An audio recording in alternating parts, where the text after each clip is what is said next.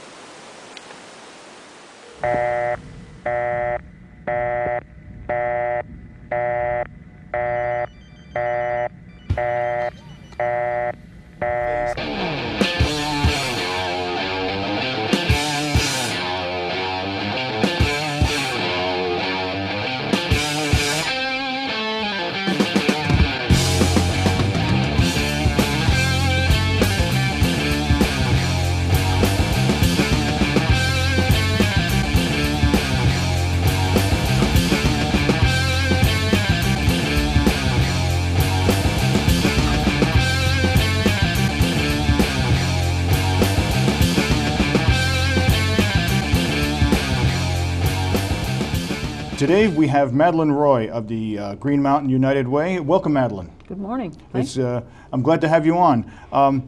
What is your exact title? My title is Community Development and Marketing Director. And exactly what sort of things are you responsible for? Well, I guess maybe I'll start out by saying that Green Mountain United Way covers 5 counties in Vermont. Okay. That's all of the Northeast Kingdom, as well as Washington and Orange counties. And for those 5 counties, I do all the marketing for the organization. It means press releases, TV shows like this one,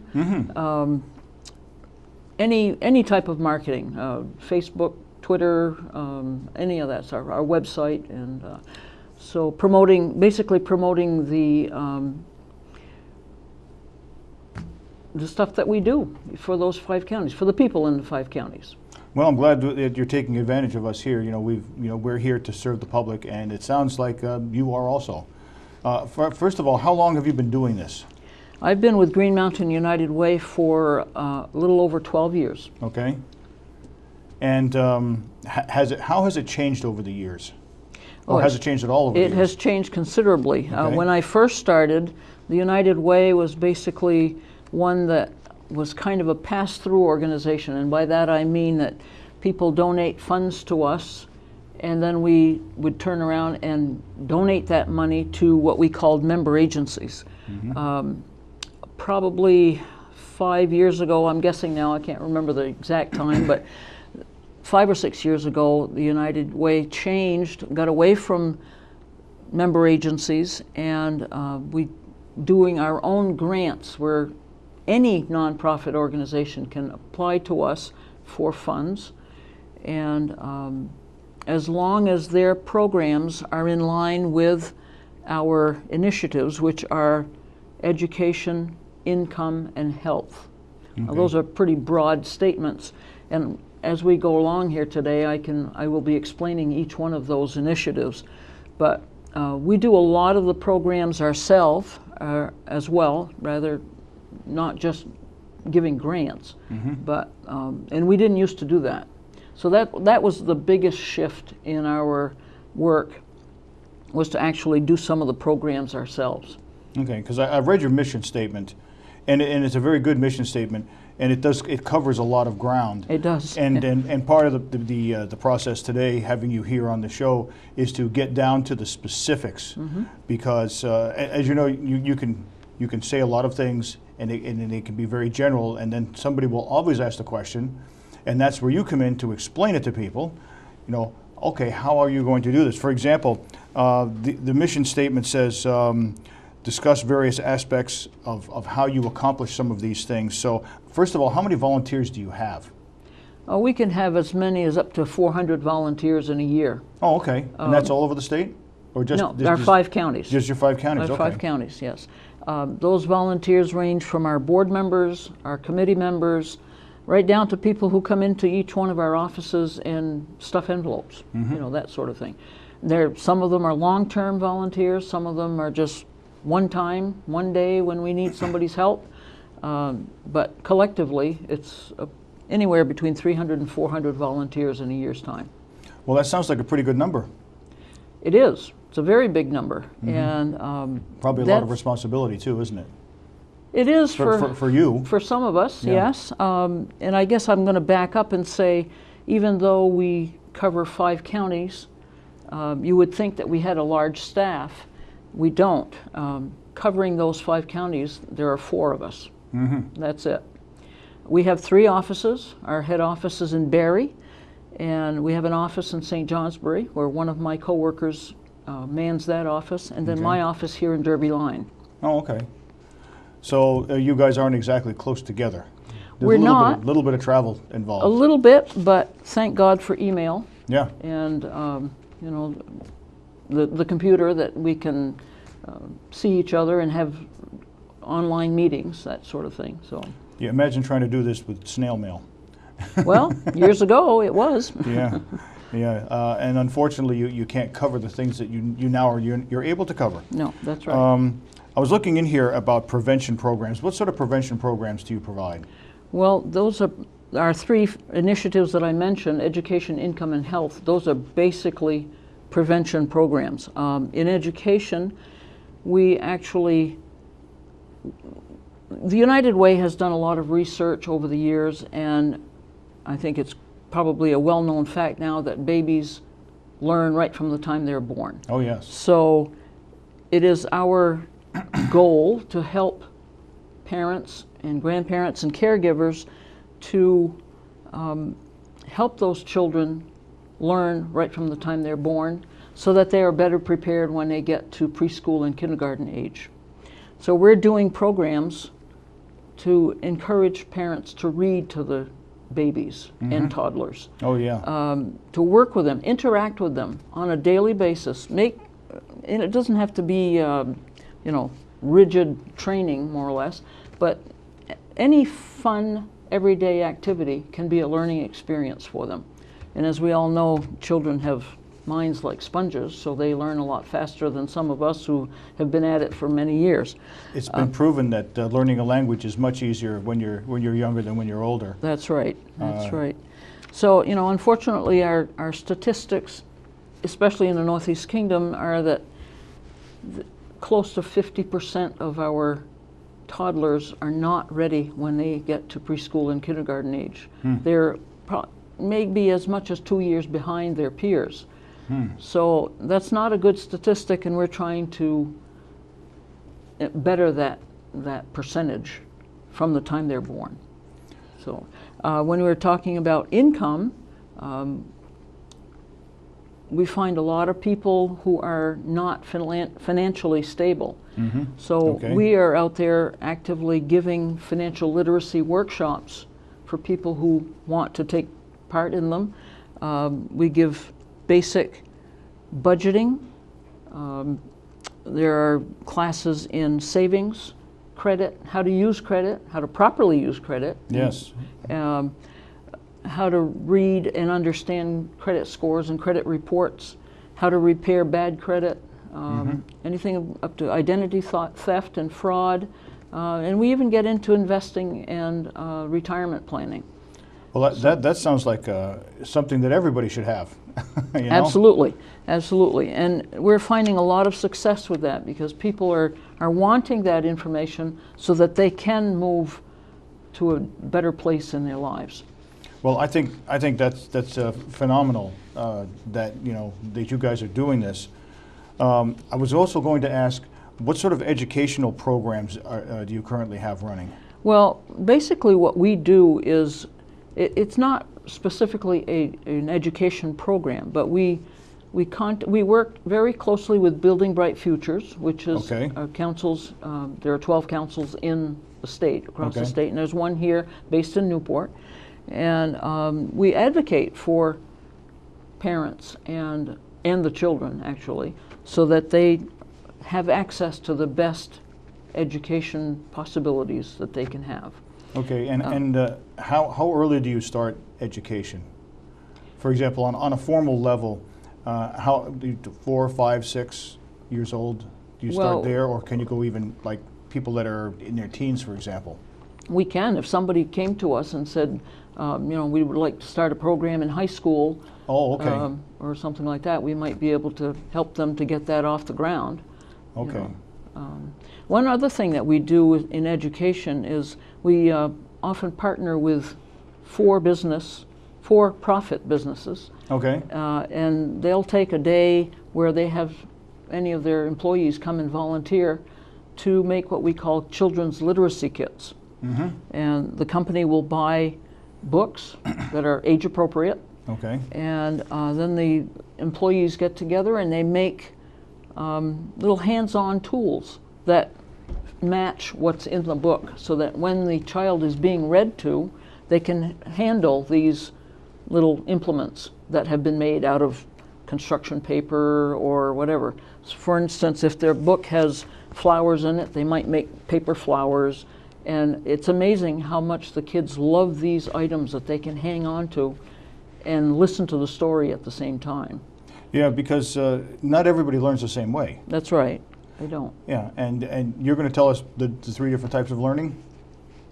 Probably not. Okay. Well, yeah, I'm sorry, it was a silly question. There's visual, there's hands-on, and then there's you know, reading, writing, and actually doing, or something like that. Okay. And I know people, for example, you can explain to them anything, but if they don't actually do it, they don't get it. Right. It's like on-the-job training is more beneficial to some people than actually sitting in a classroom and learning about it. A good example of that is webinars. I cannot get webinars. Really? They go right over my head, but if I have an instructor beside me showing me how to do something and then I do it, or if I have, say, a lecturer and I'm taking notes while he's talking and I'm writing it down and I'm listening to him and then actually feeding some of the stuff back to him. So it's a multi-pronged approach then, isn't it? That's right. That's right. And that brings up a point that I'd like to make. In our health initiative, we can go into businesses who would have us go in. We have a worksite wellness program, which is really basically an education program for the employees to learn how to live healthier lives. What foods that they should be eating in order to become healthier, what types of physical activity they should be doing in order to become healthier. We have a whole program set up for that, and we have done some in the St. J area, and they've been very successful. Yeah, that was going to be my next question. How do you promote health? But well, that's only one aspect of it. We also collaborate with the hospitals in our areas. Okay. So I collaborate with North Country Hospital, and I am a member of their community health team, as are many other people. And it's all, we come together and share information so that the patients of the providers will be able to access better care. The providers will learn where all the benefits are out there for their patients. And I've seen some great success in that. I've seen some people who have come in with a problem for a particular client of theirs and not knowing where to turn to give them the help they need. And somebody sitting at that table will say, well, we have a program in our organization that might be able to help you, or that sort of thing. So it's a real collaborative effort. And so coordination of services is very important also, isn't it? That's right. That's right. And do you work with, you obviously, do you work with state agencies too? Yes, we do. Okay. Very much with the Department of Health. Oh, so you're working with the Department of Health? Okay. Yes. Good. I have later on after the show, I have a question I want to ask you about that. Something that's very close to me, but I won't take up your time here. So the health concerns can be for any age, from Yes. you know, a baby all the way up to senior Yes. citizen then? Yes. And that must be kind of challenging to have to serve that broad of a base. Well, you know, what the difference about the United Way is that we don't actually have clients of our own. Okay. A lot of our work is collaborative, so Okay. that and specifically for me, it's marketing that information out to the general public rather than working with individuals. So one thing that we do is we promote community gardens. Now, there are several wow. in our area. That's impressive. I think that's pretty cool. It's very important for people to be able to access fresh vegetables and fresh fruit, where many times they can't afford to go to the stores or to farmers markets to buy these items. But yet, if they can go and volunteer time in a community garden, they would then be able to receive some of that food in exchange for their volunteer hours. Well, it sounds like a good program to me. It is. Sounds like a great program. It's a very good program. So that's one thing that we promote very heavily. One other thing I was going to ask you about was part of your mission statement was to provide for basic needs. Yes. And how do you accomplish that? Well, basic needs for us really means, first of all, to promote Vermont 211. Now, I don't know if you are Please explain that. Okay. For anybody that doesn't know what that is, That's please, right. please explain it. Vermont 211 is a vital program for people of all ages, really. It's not an emergency number like 911 is, Okay. but it's a number that you can call to receive any answers that you might have for Health and Human Service questions. Okay. This is a call center in Chittenden County, Okay. and they have people on staff, call specialists, who are there 24/7, and they won't give you the resources that you need, depending on what your question is, but they will direct you to the proper phone number or agency that you should be talking to get your specific answers. So they will help you find the agency that's correct for you then. That's right. That's right.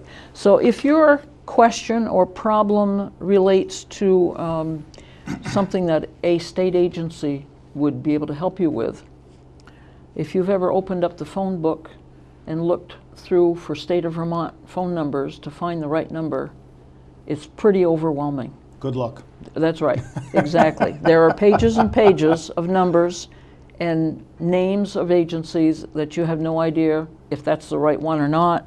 An individual almost needs his own case manager, doesn't he? Right, right. Vermont 211 can pinpoint exactly which agency, which office, which phone number to call. So you to just get your answers. pick up the phone and you dial 211? Yes, that's it. Wow. 211. Very simple. That's simple. It's toll-free. It's confidential. And, you know, many times you don't need confidentiality, but it is confidential, Right. one way or the other. They keep track of calls on housing, food insecurity, and if you need legal aid assistance, or if you're looking for a good daycare, if you just moved to the area and you're not sure which daycare you should be trying to get your kids into, they can help you with that. There's a, you know, if you're looking for the local AA meetings, Oh, okay. or Narcotics Anonymous meetings, or Al-Anon meetings? Al-Anon, any of those, they have those all listed and how to contact them. So there really isn't any excuse to not get help if you need it. You can pretty much get help. Yes, you're right. There are some things in the state of Vermont where there is no funding available, but most of the time they can figure out a problem and get you some kind of help. Okay. Okay. It seems like you've got quite a vast network going. We do. And Vermont 211 is partially funded by the United Ways of Vermont. So this is very close to our hearts. We worked very hard over the years to get this up and running, and they've been at it for about 10 years now. Vermont 211 has. Okay. And they've been extremely successful. The number of calls rises every year. Unfortunately, that's not always a good thing, because you realize that there's a lot of people with needs out there, and Right. you wish that would change so that they wouldn't have the needs. But if the number of calls are rising, that means people are more in tune with what's out there, and they can call 211 to find out where they can get the help they need. So, And when you call 211, where exactly is that located? that's in Essex. It's in Essex, okay. Yeah. Yeah. And but they have an extremely big database in front of them. They have over 8,000 nonprofit programs listed in the whole state of Vermont. Mm-hmm. And but they can regionalize it so that if you're in Newport, they aren't going to be recommending that you contact somebody in Bennington, let's say. Oh, yeah. They're going to regionalize it for the Northeast Kingdom or Newport area, or you know, depending on what your problem is. Mm-hmm. So, and that's only one aspect of basic needs. Another thing that we do is we provide free prescription drug discount cards for people who do not have medical insurance or don't have prescription drug insurance, mm-hmm. or if their particular medication is not covered by their insurance. Okay. Okay. These cards you can have one card per family. They can be used over and over and over. All local pharmacies accept them. And generally, they average 30 to 40% discount on those meds. So that can be pretty significant for some people. Okay. And is this based on income or No. need? No. So anybody, say for example, somebody needed a specific type of medication, but their insurance wouldn't pay for it, then this would help. You could, yes, yeah. The only people that cannot use these cards are people who are on Medicaid or Medicare. Oh, okay, all right. Okay? They have their own programs for those people. Right. But other people who, you know, the average working person who might not have medical insurance or might not have prescription drug insurance, this is a great thing for them. And this is done by a nonprofit called FamilyWise. Okay. That is affiliated with the United Way. They're a nonprofit, and they keep track on a monthly basis of the number of times that these cards are used in each county. Oh, okay. And this is all over the country. Mm-hmm. And every month I get reports. And right now I think over the last, since this started in 2007, they've helped nearly 2,000 people in our 5 counties. Oh, okay. Okay. And they've saved us, I'm talking about those 2,000 people, saved approximately $200,000 since 2007. Well, that's a pretty impressive number, isn't it? That's a big number, very big number. Yeah. Now, the people utilizing these cards, has it increased or decreased over the years? Oh, it increases all the time. Yeah. Yeah, yeah. Yeah. So, Which would lead us to another question about insurance and healthcare and all that, but we're not going to get into that. We're going to let you do. You have some more stuff to share with us? I do. One other item in basic needs is that we heavily promote the E911 care program. I'm not sure if you're familiar with that, but No, please explain it. this is something new that started last year, and this was started by a United Way here in Vermont. I believe it was the executive director of the United Way of Lamoille County who had this idea, and it has really been very successful. We realize that there are elderly and disabled people who would have a real hard time leaving their home in case of an emergency or evacuation. Okay, yep, I understand. And until the first responders get to their home, those first responders don't know what they're going to expect when they get there. Right. They may know there's a fire there, but who's inside? Does this person have special needs? Right.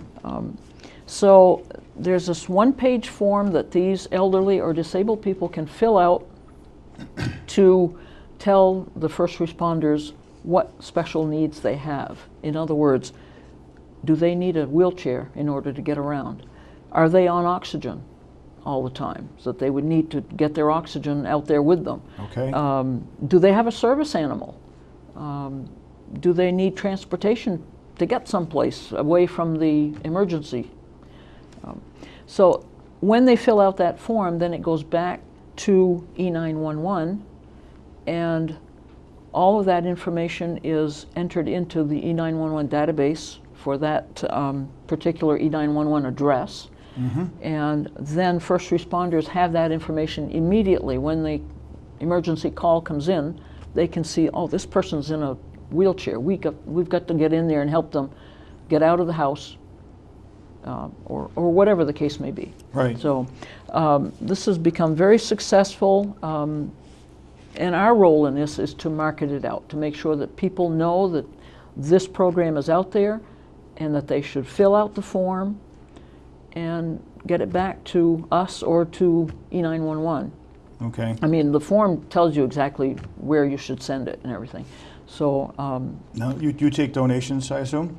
we do. Okay. Of course. So the next question is, how does someone donate to Green Mountain United Way? And I'm assuming this is tax deductible, correct? Certainly. We are a 501c3 nonprofit. Okay. And So we're expecting all of you out there to start donating immediately? I'm joking. Go ahead. Please go ahead.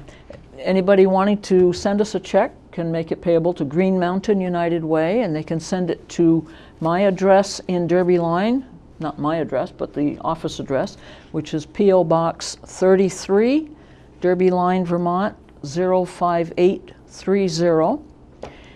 You can donate online on our website, which is www.gmunitedway.org. And we will have that graphic up there, folks.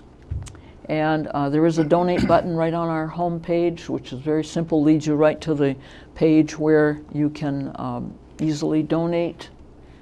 It'll give you again the information as how to donate by check or online, or there's other planned giving options, all kinds of options. So. And have you noticed donations going up over the years or staying stagnant, or what? Since the recession in 2008, things started going down, but that's a trend that all nonprofits have experienced, unfortunately. Right? But it's starting to go back up. Starting to. It's a slow process, but our goal this year is to raise $550,000. Sounds like a big amount, but over the 5 counties, we're confident that we can do it. We've done it before. Last year we received donations and pledges totaling $515,000. So well, that was pretty good, wasn't it? Very good. It was very good. And it may seem like a big number, folks, but you know, if everybody pitches in a little bit, it really isn't. That's right. You know, when you consider That's other things. Last year, 63% of our donations came from people in businesses, employees of businesses who choose to pledge so much out of each paycheck. No. That's an easy way to donate. Oh, definitely. Because you can give, let's say, $2 or $5 out of a paycheck, and after you get used to that new pay amount, you forget that it's being taken out. And it really doesn't hurt. And at the end of the year, you will have given more than you probably would have had you written a one-time check. We have to wrap up because we have a half-hour show. But Okay. I wanted to ask you any final parting words that you want to tell our audience out there. Well, yes. If anybody is wondering if our fundraising expenses are really high, where their donated dollar would not really be helping the people out there who are really in need, I'm hoping that I can change your minds on that, because last year, actually in 2014, our fundraising expense was 6.18%. In other words, just about 94 cents of the donated dollar goes to help local people receive the services that they deserve. Well, to me, that says it all, because too many times we hear about charitable organizations where the bulk of the money goes into the administration. That's right. And That's so I want to commend you for the work that you're doing. Thank you. And I want to invite you to come back again in a while, and we can do like an update. But it's been a pleasure having you on, Madeline. Thank you very much. And I hope we've covered enough today. And whatever we haven't covered, we will definitely cover again. We'll do chapter 2 some other time. Absolutely. I want to thank you, Madeline, very much for being on our show today. Thank you for inviting me. This is Terry DeFazio for Dial It Up on NEK-TV, and we'll catch you on the flip side. Have a good day.